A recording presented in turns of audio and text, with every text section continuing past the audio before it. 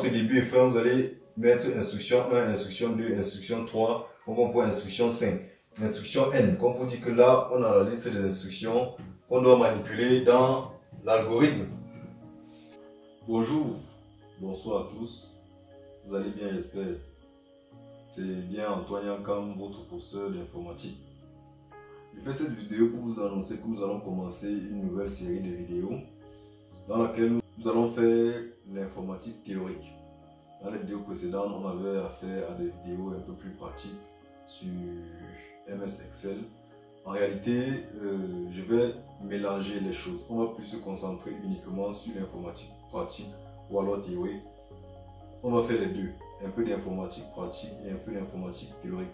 C'est pour ça que vous voyez le tableau qui est derrière moi. Donc nous allons faire les cours sur l'algorithmique, les cours sur les réseaux informatiques, les cours sur les bases de données et aussi les cours sur les systèmes de numération, sur le binaire, décimal, hexadécimal et tout ça. Dans cette vidéo, ici, là maintenant, nous allons faire la première leçon de notre premier chapitre, ici que j'ai choisi comme étant l'algorithmique. Donc nous allons faire notre première leçon qui s'intitule la structure d'un algorithme. Avant de commencer, je vais vous demander de faire 4 petites choses. Appuyez sur le bouton s'abonner si vous êtes nouveau sur la chaîne. Activez la cloche de notification. Partagez la vidéo. Likez-la aussi. On prend dans le générique et on commence.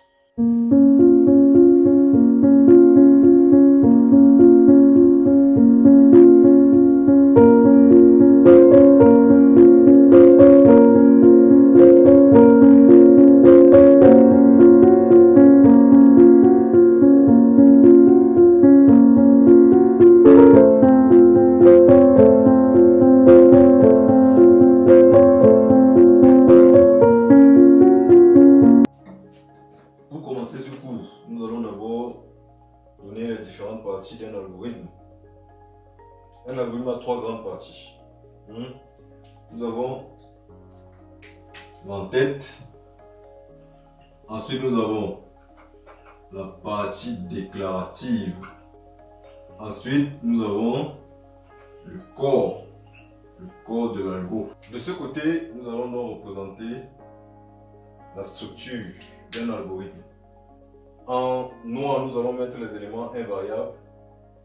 Ça veut dire les éléments qui demeurent, quel que soit l'algorithme que nous avons écrit. Et en rouge, nous allons mettre les éléments variables.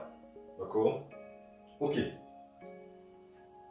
La structure d'un algorithme se présente comme ceci. Nous avons d'abord l'entête qui est identifiée par le mot-clé algorithme.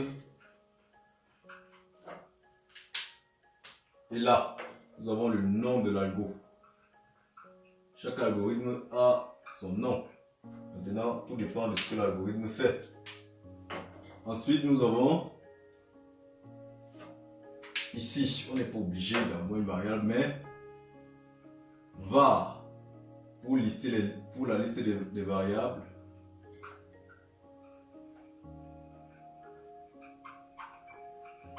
Point virgule.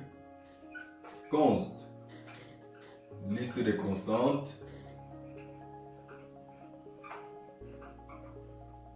point virgule, fonction, liste des fonctions, procédure, liste des procédures,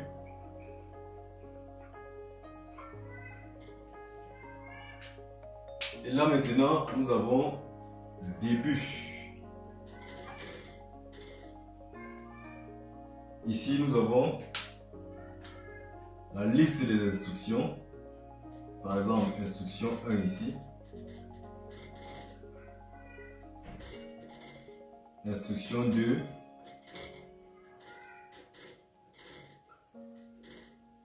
Instruction 3.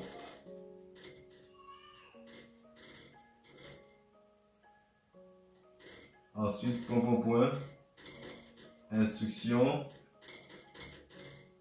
N. Et là, notre algorithme se termine.